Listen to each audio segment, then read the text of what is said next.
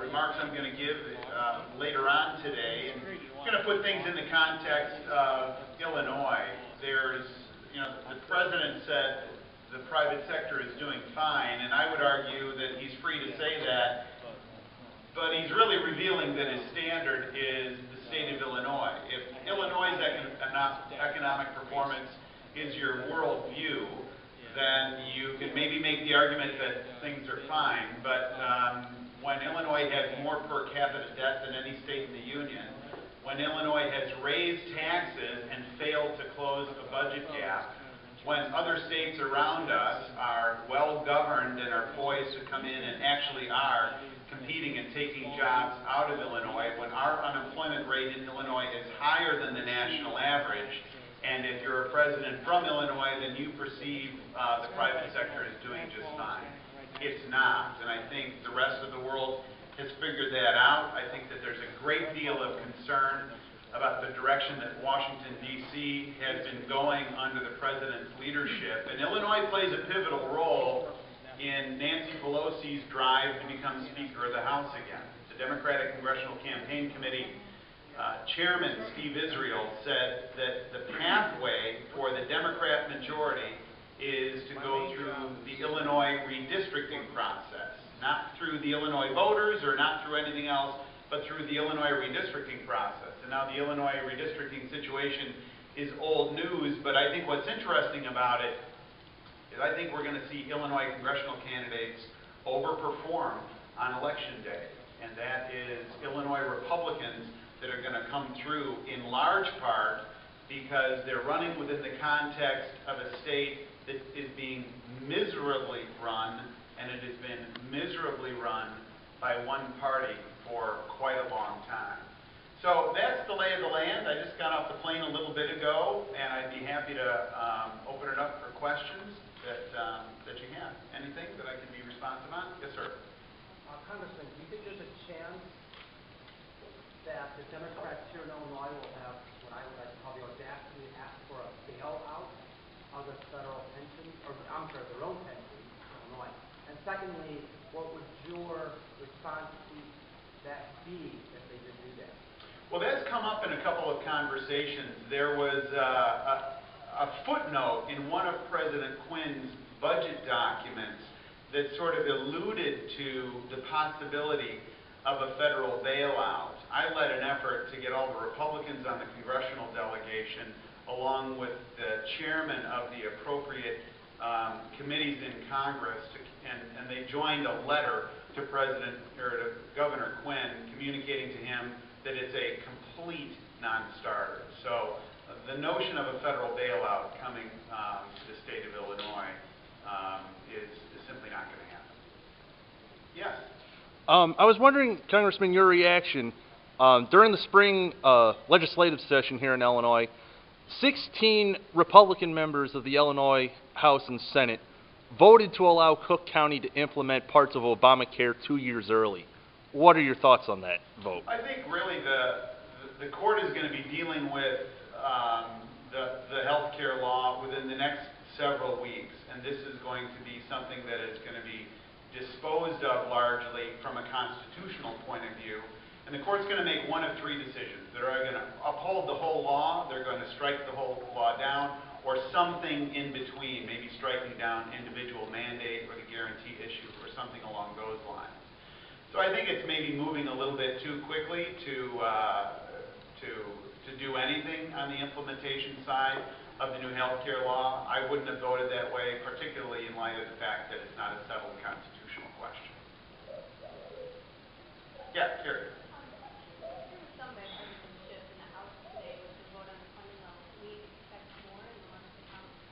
Well, I think there's been some success in the past on a bipartisan basis. That is the Ex-Im Bank and the Food and Drug Administration revisiting some of those regulations, and those are places where people have come together. I think the larger issues, you've got really two competing views of the world, views of the economy largely, that are in play right now. And the irony is, it's essentially the same demographic that sent these two groups to Washington, D.C.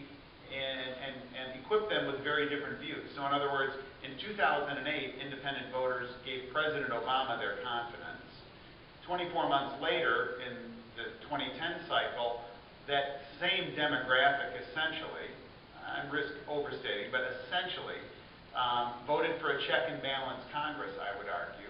And now those things need to be sorted out. And the November election is, I think, a pivotal election in that you're going to make a decision as a nation in what way you're going to go. You're either going to move into the idea that you're going to continue to try and borrow and spend your way into prosperity, that is the Obama worldview, or a conservative worldview that says, no, look, you have a higher view of the private sector, a higher view really of entrepreneurship, a higher view of risk and reward being related, and we think that that's a winning approach. But on the fringes, there's been some bipartisanship, but at its core, you've got these two very, very different views of the world that are in play. Well, yeah, I think independent. So both bases have largely made up their minds, and have had their minds made up for the entire Obama presidency. And it will be some number of voters in the middle that are going to make a decision about the direction of the country. Republicans won that vote in 2010, and now Governor Romney and President Obama will be largely competing for that vote. Werner. Congressman, in the National Defense Authorization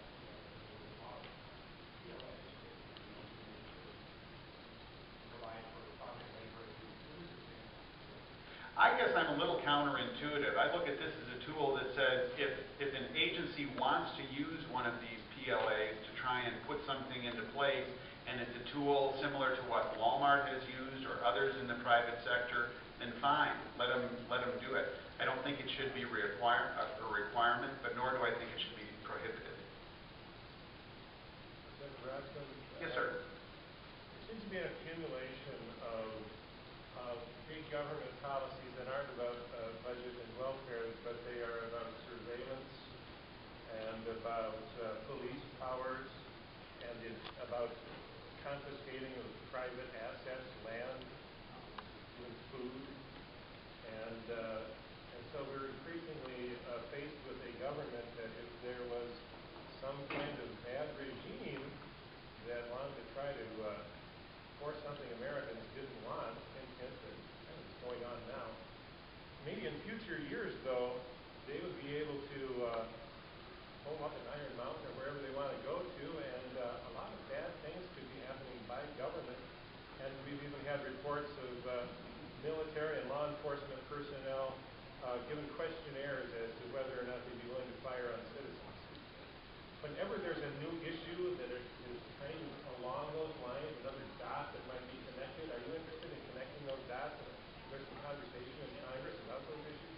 Well, there's a constant debate and natural tension, isn't there, that we as a people have had for a long time, and that is trying to navigate through wisely the natural tension between security and liberty.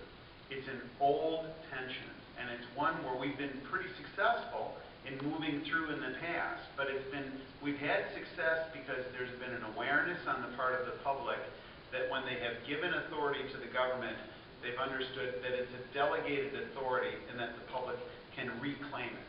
Winston Churchill gave an unbelievably powerful speech.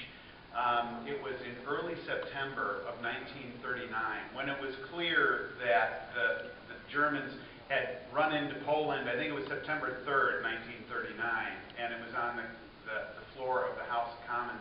And essentially, he talked about the authority that the government was asking for, and it was a recognition that the authority would be returned at the end of the war. Now we're in a season where our wars are longer, the duration is not as discrete or concrete or definite. And so now you've got a sense of tension about, well, how long do you have this authority? So in answer to your question, yes, these things are being debated robustly. And you will find members of Congress that are spending an extraordinary amount of time, as they should, in briefings, trying to understand the subtlety, trying to understand the case law, trying to understand the amendments and what the consequences are of these decisions. And I would argue that the nature of the debate has been very robust and helpful. And I've been a part of sort of many of these listening sessions trying to get people to a place of common ground where we can move forward. Not giving authority away for the sake of giving it away, but also recognizing that law enforcement needs tools to get a job done. Well, you posited the idea that we can take that power back that we give government in these areas. How do we do that? Whether it's now or, let's say, a bad thing happens and it's 20 years from now and the Reichstag is burning. Well, so let me give you an example that's not a Reichstag example, but something that's happening today. And take it out of the national security realm and put it into the government regulation realm. You have many federal agencies right now that are creatures of the people's house. They're creatures of statute. Environmental Protection Agency, Food and Drug Administration, you name it, regulators who are tasked with following up on, enforcing a statute. All right, what's happened, I would suggest, and I think a lot of people agree with this, that they've become out of balance. They are now, so cap and trade is a perfect example. And the question becomes, how can it be that the Environmental Protection Agency is attempting to implement cap and trade by rule when they can't get it through the House of Representatives, or they can't get it through Congress, let's say? That is disjointed, it is out of balance. So, what does that look like? What does the reclamation look like? The reclamation looks like Congress moving the REINS Act, Regulations from the Executive in Need of Scrutiny Act, sponsored by Congressman Jeff Davis from Kentucky. And that is to reclaim that authority and to say, look, if there's a regulation that has more than $100 million impact on the economy, it will be reviewed and voted on up or down by Congress. Now, the distinction that needs to be recognized is personal liberty is different than sort of a regulatory freedom, and I recognize that. And I think that there's a sensitivity on the part of most members with whom I've been present as they're navigating through that. But those sorts of limitations, the nature of the conversation or the nature of the hearings that are going on and the oversight function, I think are part of those tools. Yeah? I had a question about the NDAA. A lot of people are concerned with several sections of the Defense Authorization Act, including Section 1021, which calls for the arrest and detaining of American citizens without trial. What are your thoughts? You voted for the NDAA. Is that something that could take place, or are you concerned about that? And secondly, your thoughts, Homeland Security has been concerned over the last couple of years about domestic extremists. They've been doing a document titled right-wing extremism. Is that something that you had conversations about with domestic extremism?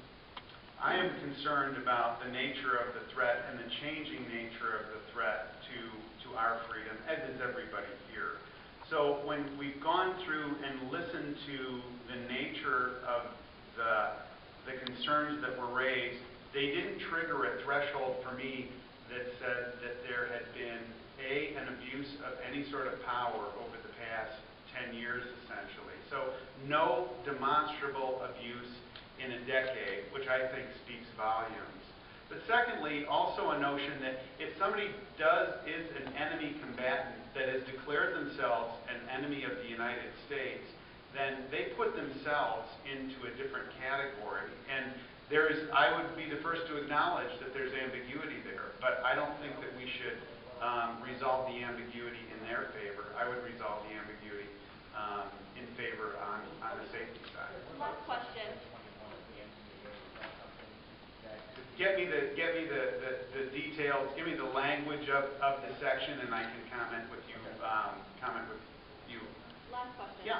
Congressman, the CSPB was created under the Dodd-Frank Act. It seems to have given the bureaucracy unlimited power over the financial sector with no oversight by Congress in any way, shape, or form, providing November that the Republicans were able to gain the House, keep the House, gain the presidency, and get a majority in the Senate. Is there any way